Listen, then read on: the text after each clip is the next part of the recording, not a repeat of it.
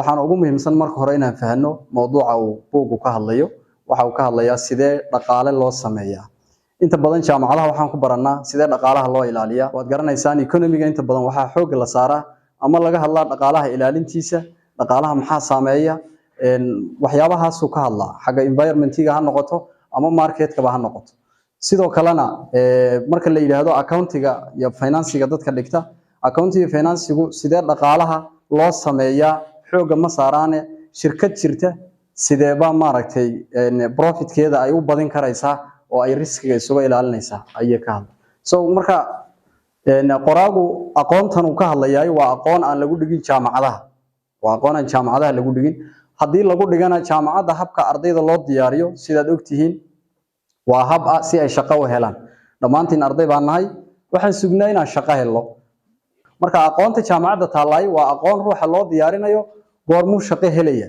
laakiin aqoonta buugan ku jirtay ee dhaqaalaha laga hadlayay waa aqoon ka hadlaysa sidee buu qofku u sameeysan karaa asset ama hanti uu isagu leeyahay intaan buuga gelin marka mar rabo fikrad reer galbeed inaan siday tahay idinku soo gudbiyo oo koobiyo baas tiraahdo waxaan rabaa inaan bal linki u sameeyo diinta islaamka iyadu dhaqaalaha maxay maaragtay ay ka qabtaa aayada quraanka meesha idinka muuqata wuxuu ilaahay leeyahay wala tu'tu as-sufahaa amwalakum allati ja'ala Allahu lakum qiyama mar raba inta inaan dhaafo wuxuu ilaahay leeyahay xoolihiina hantidiina kabitaalkiina ha u dhiibina dadka sufahada sufahada marka tafsiirka fiirisid waa cidda aan aqoonta u lahayn maareynta hantida regalbeedku dadka taataabtan mowduuca ugu horeeya tusaale ahaan economiga waxay yiraahdaan Adam Smith ba ahaa ninkii ugu horeeyay the father of economy ninka yiraahdaan muxuu ninkaas sameeyay kaliya wuxuu sameeyay division of labor shaqaalihii uu qaybiyay shaqadii taale ninkii musbaarka waxay kii narka yaras hore galinayay buu sameeyay kii madaxa yar hore dhuubayay buu sameeyay kadib father bay u aqoonsadeen laakiin